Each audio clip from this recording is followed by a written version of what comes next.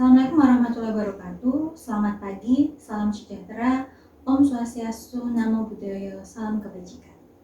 Perkenalkan, saya Rindu Angli Arvindravani, SPD MSc, dosen matematika di Institut Teknologi Dirgantara Adi Sucipto, Yogyakarta. Pada kesempatan kali ini, saya akan memaparkan pernyataan diri dosen unjuk kerja Tridharma Perguruan Tinggi untuk memenuhi syarat sertifikasi dosen SMART 2023. Saya akan mulai dengan deskripsi singkat salah satu mata kuliah yang saya ampuh, yaitu Matematika Teknik 1. Matematika Teknik 1 ini adalah mata kuliah yang bertujuan untuk memberikan dasar-dasar perhitungan kepada mahasiswa agar terbekali dengan kemampuan analitikal secara matematis. Mata kuliah ini juga adalah mata kuliah wajib yang berbobot 3 SKS pada semester 3 mahasiswa teknik Dirgantara. Mata kuliah ini akan berlanjut dengan Matematika Teknik 2 di semester keempat. Sedangkan untuk mengambil mata kuliah ini ada mata kuliah prasyarat, yaitu Kalkulus 1 dan Kalkulus 2. Capaian pembelajaran lulusan dari mata kuliah Matematika Teknik 1 adalah mahasiswa mampu menyelesaikan persoalan-persoalan terkait persamaan diferensial yang digunakan dalam bidang kedirgantaraan. Capaian pembelajaran mata kuliah tersebut dibagi atau di-breakdown dalam beberapa CPMK, yaitu antara lain yang pertama adalah mahasiswa mampu mengingat kembali konsep fungsi, sistem persamaan linier, dan grafik sistem persamaan linier. Kemudian dilanjutkan dengan mengingat kembali konsep-konsep dan definisi tentang matriks, sifat, dan aturannya. Kemudian mahasiswa mampu menemukan determinan dan inverse matrik dengan urut lebih dari 3x3 dengan metode Sarus dan metode Cramer. Kemudian mahasiswa mampu menggunakan operasi baris elementer untuk menyelesaikan sistem persamaan linier dengan menggunakan eliminasi Gauss dan Gauss-Jordan. Kemudian mahasiswa mampu menyelesaikan persamaan linier dengan banyak variabel dengan aturan Cramer. Tujuan dari semua ini ditambah dengan pengingatan kembali atau mengingat kembali konsep turunan dan integral adalah untuk membantu mereka menyelesaikan persamaan diferensial yang jadi inti fokus dari Matematika Teknik 1. Jadi setelah ini CPMK selanjutnya adalah mahasiswa mampu menyelesaikan persamaan diferensial dengan berbagai cara, mulai dari variabel terpisah, kemudian substitusi untuk persamaan diferensial homogen dan non-homogen, kemudian untuk persamaan diferensial eksak dan eksak dengan faktor integrasi, kemudian ada persamaan diferensial Bernoulli, dan juga yang terakhir adalah persamaan diferensial dengan Bourdieu. Dalam setiap pembelajarannya, saya selalu melaksanakan 3 komponen, yaitu delivery, interaction, dan assessment, di mana di delivery saya biasanya memberikan penjelasan atau pemberian materi bisa melalui PowerPoint ataupun menuliskan di papan tulis ataupun pemberian materi lewat WhatsApp group, karena terkadang saya juga membuat peta konsep yang akan saya share di dalam WhatsApp group mahasiswa untuk memudahkan mereka mempelajarinya. Selain itu, beberapa handout ataupun referensi-referensi dan buku-buku e-booknya saya juga letakkan di salah satu LMS kampus saya, yaitu dinamakan Elena atau e-learning, untuk memudahkan mahasiswa dalam mempelajari materi-materi tersebut. Kemudian untuk tempat pemberian materi secara umum kebanyakan di kelas secara klasikal, tapi kadang kami juga melakukan Zoom ataupun kami belajar di selasar. Jadi jika di tempat kami itu ada tempat untuk belajar di mana di sebaik bangku-bangku dan tempat yang teduh, kemudian atau kadang di perpustakaan. Untuk interaction dilakukan selama pembelajaran, saya biasanya melihat dari respon mahasiswa atas pertanyaan-pertanyaan saya ataupun pertanyaan-pertanyaan mahasiswa kepada saya tentang materi pembelajaran. Kemudian juga ada beberapa interaksi yang dilakukan selain tentang materi, mungkin tentang penugasan dan lain-lain. Kemudian untuk asesmen juga dilakukan selama pembelajaran, antara lain tentang keaktifan dalam tugas presentasi, dalam bertanya, menjawab, dan lain sebagainya. Kemudian untuk asesmen tertulis ada ujian tengah semester, ujian akhir semester, dan juga penugasan, di mana selalu ada tugas mandiri di setiap pertemuan, dan juga ada kuis ataupun pretest. Untuk komposisi penilaian di mata kuliah Matematika Teknik 1 ini secara garis besar kehadiran komposisinya 20%, tugas 20%, UTS 30%, dan UAS 30%. Komponen tugas itu termasuk keaktifan, presentasi kelompok, diskusi, tugas mandiri, dan kuis pretest atau post-test. Selanjutnya adalah cuplikan video pembelajaran pertemuan ke-10 dari Matematika Teknik 1 Teknik Dirgantara. Materi yang ada dalam video pembelajaran tersebut adalah persamaan diferensial eksak dan non-eksak. Secara singkat, saya jelaskan cuplikan pembelajaran itu di awal ada pembukaan, doa juga pengumpulan tugas, kemudian saya lanjutkan dengan mini lesson, di mana mini lesson itu adalah short focus lesson, adalah pembelajaran singkat yang terfokus untuk materi atau konsep sebelumnya, pertemuan sebelumnya yang akan kita hubungkan dengan konsep di pertemuan hari ini yang akan kita pelajari. Karena penelitian menunjukkan bahwa kemampuan manusia menyerap informasi itu ada di 20 menit pertama. Jadi, saya di sini mengambil kesempatan itu untuk membuat mahasiswa mempelajari ulang yang lalu dan juga melihat yang ke depan agar lebih mantap dalam pembelajaran selanjutnya. Kemudian dilanjutkan dengan kongres. Jadi kongres di sini saya bilangnya kongres karena mereka bertemu secara banyak orang. Saya kumpulkan mereka di depan mendekat ke sumber materi yaitu papan tulis biasanya. Karena kebetulan tempat kami kondisi kelas kami seperti itu, jadi kami biasanya duduk di depan lesehan untuk diskusi yang lebih efektif karena mereka lebih konsentrasi karena dekat dengan sumber materi. Kemudian selanjutnya ada latihan soal di mana saya sebagai dosen akan berkeliling untuk melihat dan meninjau dan juga menjawab pertanyaan mereka jika ada masalah dalam mereka mengerjakan latihan soal setelah adanya pemberian materi tersebut. Di situ juga biasanya saya melakukan asesmen selain waktu di presentasi ataupun waktu penugasan lainnya. Kemudian ditutup dengan pemberian kesimpulan apa materi yang dipelajari hari ini, penugasan dan juga berdoa. Selamat menyaksikan. Baik, Assalamualaikum warahmatullahi wabarakatuh. Selamat pagi semuanya. Sebelum kita mulai kelas hari ini, alangkah baiknya kita lakukan SOP kita seperti biasanya. Apa itu? Yang paling belakang monggo silakan ke depan. Ayo girl, boy. 1, 2, 3, 4, 5, 6, 7. Masih ada 7 yang kosong. Silahkan menempati.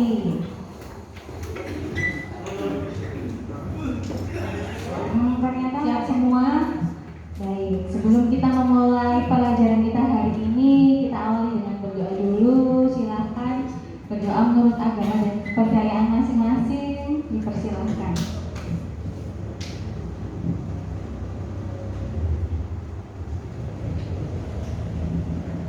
Berdoa selesai. SOP kita yang kedua apa?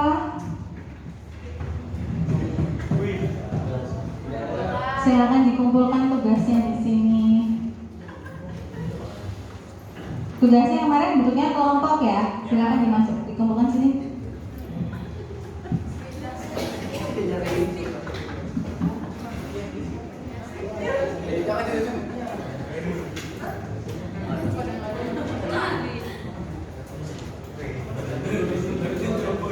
Baik, jangan lupa kita akan masuk ke dalam materi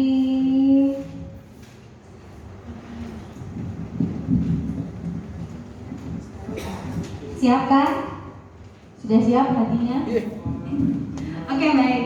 Jadi di sini kita akan melakukan yang namanya mini lesson. Ada lesson-lessonnya itu kalian nggak berminat ya? Jadi begini, mini lesson ini saya dapatkan ketika saya dulu belajar tentang matematika realistik di Belanda. Jadi dia modelnya itu kayak mengulang kembali tapi dalam bentuk mini. Jadi mirip-mirip kesimpulan, tapi nanti kalian bisa berinteraksi di sana. Nah, kita kemarin kan sudah ada lumayan banyak materi yang dipelajari, terutama tentang persamaan diferensial.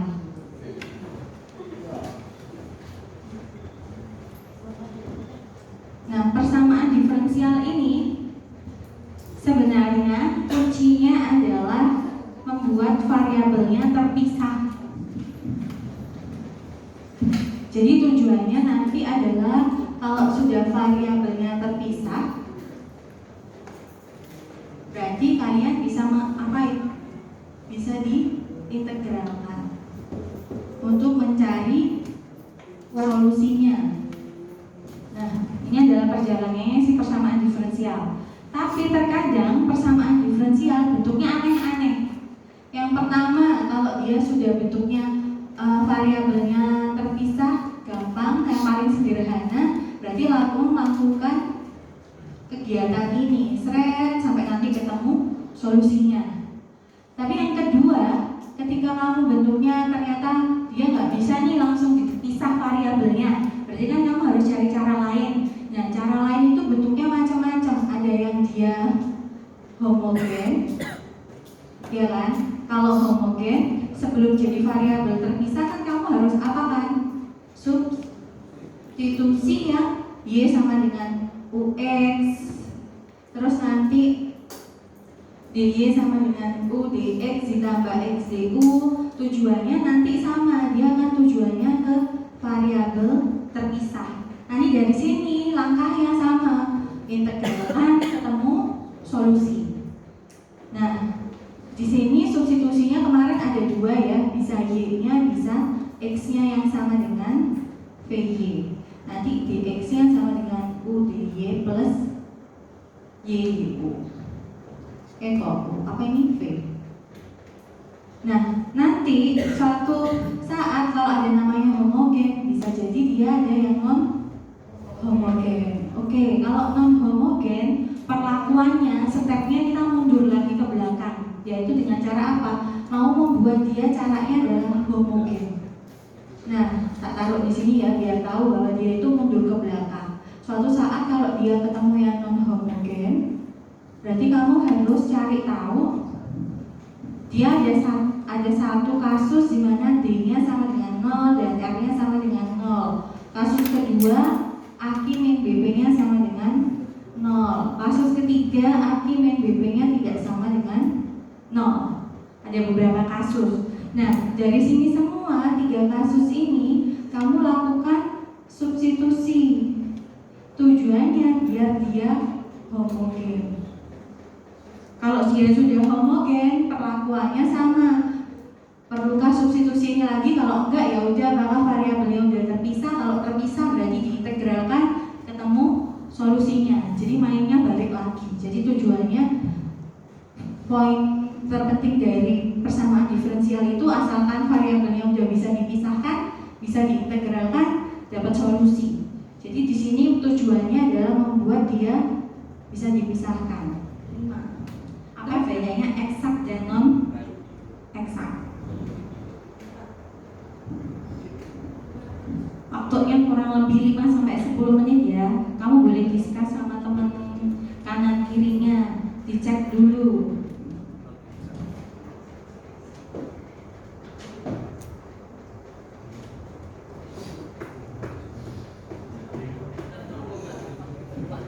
Sudah siap?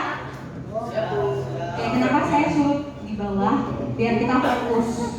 Kalau di bangku saya kadang nggak bisa menjangkau yang belakang-belakang. Saya fokus di depan, yang belakang HP-an atau nggak konsentrasi. Terus kadang ngorek-ngorek di buku ya toh, yang nggak jelas itu kan. Nah, sekarang kita mau fokus di sini. Nanti yang non eksak ini nanti karena nggak cukup, kita yang fokus ke eksak dulu ya. Di situ yang 4.2 kan kamu sudah baca tadi. Di sini ada 2 persamaan, kita bisa bagi ini persamaan M, ini persamaan N. Oke. Nah, di eksak itu fokusnya adalah mau cari MY sama dengan NX. MY sama dengan NX ya. Nah, berarti kita harus cari dulu MY, berarti fungsinya M diturunkan hanya terhadap Y. Ya, di sini cos X-nya kok bisa hilang? Kamu tahu kan fungsi M, tak kasih tanda yang atas itu. Nah di sini kan saya turunkan terhadap Y, kok cos X-nya hilang? Hilang kemana?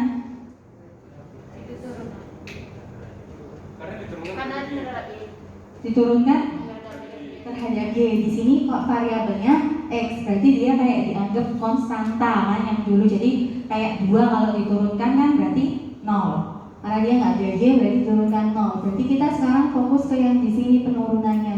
Kenapa? Karena di sini ada Y dan di depannya adalah dikali. Jadi bentuknya kayak 2 fungsi. Jadi di sini pakai turunan perkalian U kalikan V. Tuh. Apakah benar U kalikan V? Enggak. Kenapa kok salah? Kenapa kok salah? Bukan U kalikan V. Kalian percaya aja.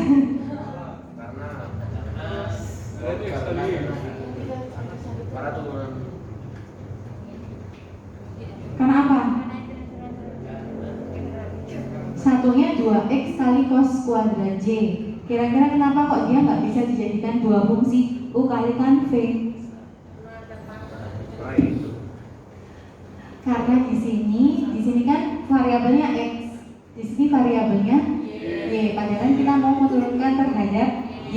Jadi di situ kita anggap fungsinya yang Y itu hanya 1, si cos kuadrat Y. 2X-nya kita anggap sebagai konstanta.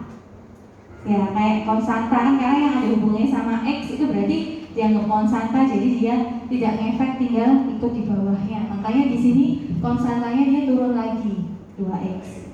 Kemudian ini adalah turunannya dari cos kuadrat Y. Kita pakai substitusi 2 kan turun ke sini, cos kuadrat Y itu kan kita misalkan cos Y kan jadinya U kuadrat. U kuadratnya turunannya 2U. Nah ini 2U-nya. Kemudian U aksennya, U-nya cos Y berarti aksennya adalah sin Y. Jadi 2 cos Y sin Y. Tapi kan turunannya dari cos kan min sin. Jadi makanya di sini min. Di sini nilainya negatif. Ya, jadi dia turun ke sini pakai aturan rantai. Sudah ketemu MY, sekarang kita ke NX. Berarti yang N hanya diturunkan terhadap X. Kenapa N 6Y kuadratnya hilang? Karena angkat tangan dong, bingung aku yang mana yang ngomong. Enggak ngomong gitu kan. Itu kan. Itu kayak kalau saya nulis jawabannya apa, Bu?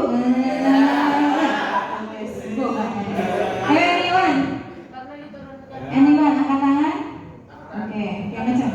Karena diturunkan terhadap X, makanya 6Y itu gak ada hilang. Oke, karena hanya diturunkan terhadap X, dia jadi hilang karena dianggap sebagai konstanta. Berarti kita fokusnya min X kuadrat sin 2Y.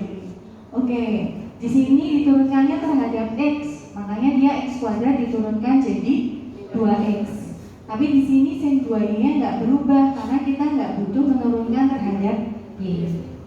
Oke, sekarang dicek dia kok bilangnya MY sama dengan NX, padahal nggak sama. Kenapa?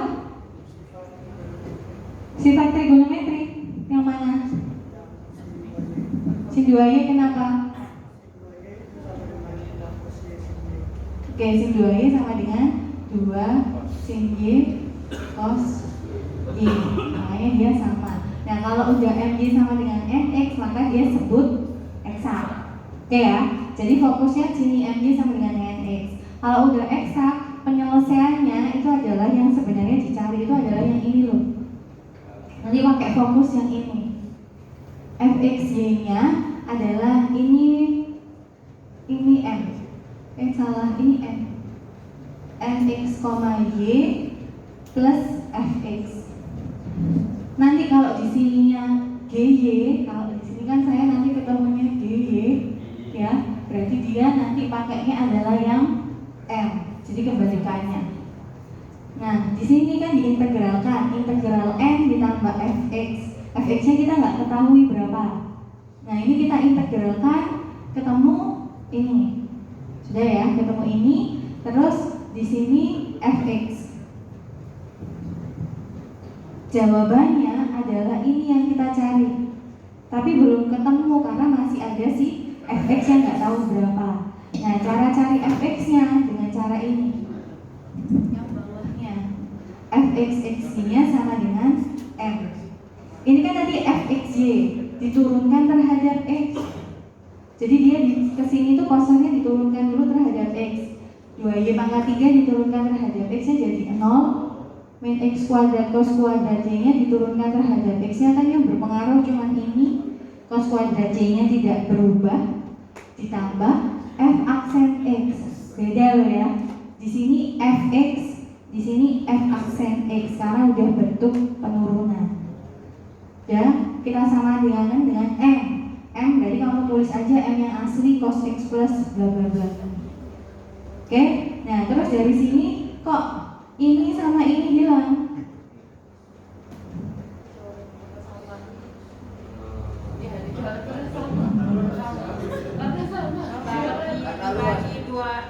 Oke, ada yang bilang dibagi 2x cos 2y boleh. Ada lagi yang bilang dipindah luas ke kanan, jadi dua-duanya boleh. Tapi kalau dibagi itu kayaknya nggak boleh, karena dia kalau ditambah ini, bagi ini dia kan tambah ruwet di sini kan. Kita ralat, tidak boleh dibagi. Boleh. Nanti menyesatkan. Ini karena dipindah luas ke sini, jadinya minus kan, jadi hilang. Jadi kita ketemu f aksen x-nya sama dengan cos x. Nah, kan kita tadi butuhnya fx bukan f aksen x, maka tinggal kita apa kan? Diintegralkan. Jadi di sini prosesnya adalah cari fx adalah tulis dulu ya, adalah integral dari f aksen x. Berarti integral dari cos x dx. Integralnya cos adalah sin x. Oke, berarti di sini ketemu solusinya adalah yang biru ini, kamu tambahin fx-nya ketemu sin x. Udah selesai. Gampang kan?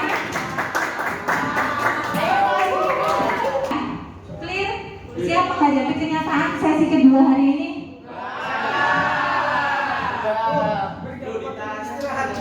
Hah? Nah ya, saya kan bertanya kan?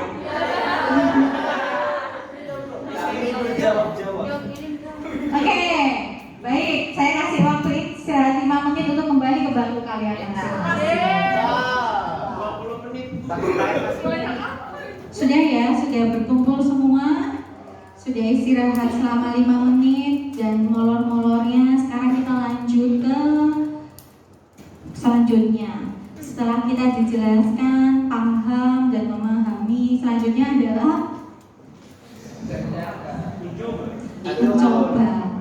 Ya, karena di matematika itu camkan baik-baik. Jadi kalau pas kamu ujian, gak bakal nih kertasmu bawa liatin terus tiba-tiba terus dia akan ketemu jawabannya, nggak bakal. Jadi kamu harus mencobanya, dituliskan, dicoba-coba dan lain sebagainya.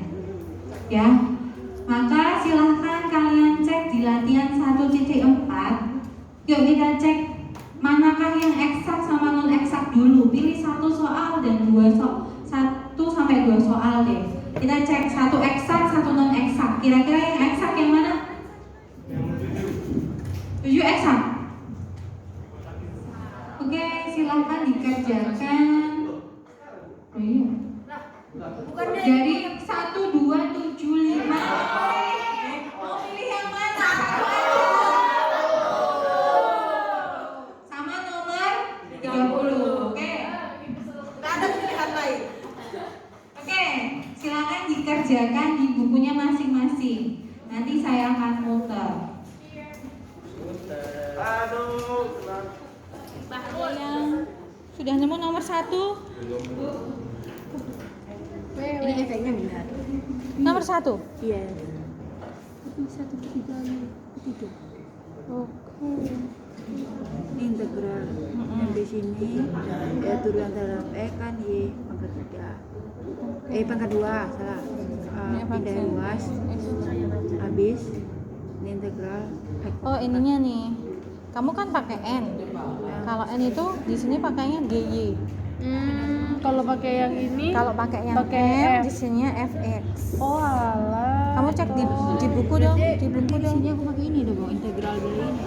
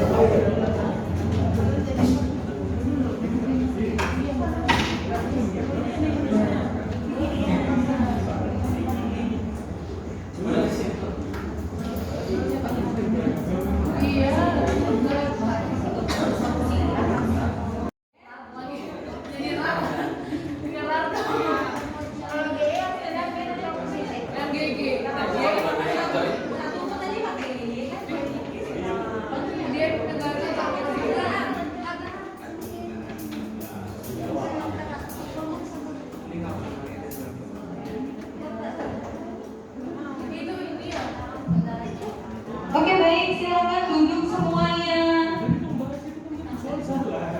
Kurang 5 menit lagi. Di depan sudah dituliskan sama temennya solusi nomor 30, solusi cantiknya ya. Di situ yang nomor 30 itu dia memilih untuk pakai yang N. Jadi kan kita kan boleh milih mau M atau N, FXY-nya. Nah, biasanya dipilihnya adalah sesuai dengan ke tingkat kesulitannya. Kalau memang M-nya lebih mudah, ya silahkan. Kalau ternyata N-nya lebih sedikit fungsinya dan akan lebih mudah diintegralkan atau diturunkan, silahkan dipakai. Yang penting runtutannya harus sama. Kalau kamu memilih untuk pakai M, berarti sebelahnya adalah GY. Terus nanti di bawahnya diturunkannya harus terhadap FY-nya. Sama dengannya pakai lagi yang N. Nah itu yang nggak boleh salah, nggak boleh ketukar-tukar. Sekali lagi di kamus kalkulus ditulis aturannya runtut. Kalau pakai M harus apa, turunannya gimana, runtut satu kotak sendiri. Kalau pakai N bagaimana. Jadi kamu harus mengikuti prosedurnya. Clear ya? Oke. Baik, jadi sebelum kita akhiri tugas mandiri kita, tadi nomor 1 sudah ketemu jawabannya ya, tapi nomor 1 selesai, nomor 30 tadi belum semuanya selesai. Hanya 1 orang atau 2 orang tadi yang sudah selesai. Jadi tugas mandirinya kamu lihat di buku itu nomor 2. Nomor 2 tadi udah cek ya, eksak. Terus nomor 30 yang tadi yang habis kamu kerjakan, tulis ulang yang bagus. Solusinya jangan lupa, itu udah ada clue-nya di situ, petunjuknya. Sama nomor 35. 2, 30, 35. Oke, nomor 35 soalnya mana Bu? Nanti saya akan share di grup ya. Kan tadi kurang 1 ya, soalnya kurang 1 halaman. Saya akan share di grup. Baik, apakah ada yang ditanyakan lagi sampai saat ini? Tidak ada. Besok mungkin pertemuan minggu depan kita bisa pemantapan lagi sedikit tentang persamaan diferensial sebelum masuk ke persamaan diferensial yang tingkat lanjut atau materi lainnya. Baik, terima kasih. Sebelumnya kita tutup dulu dengan berdoa. Baik, sebelum kita tutup, HP-nya ditaruh dulu semuanya. Oke, sudah? Oke. Hadap ke depan, HP-nya ditaruh dulu, boy. Kita berdoa dulu menurut agama dan kepercayaan masing-masing. Semoga materi yang kita dapatkan hari ini bisa dipahami dan dipergunakan nantinya. Berdoa menurut agama dan kepercayaan masing-masing. Mulai.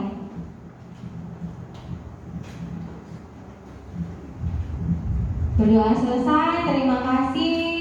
Saya ucapkan Assalamualaikum warahmatullahi wabarakatuh. Selamat siang semuanya. Baik, sekian video pernyataan diri dosen unjuk kerja Tridharma Perguruan Tinggi saya. Mohon maaf jika ada kesalahan ataupun kekurangan. Terima kasih. Assalamualaikum warahmatullahi wabarakatuh.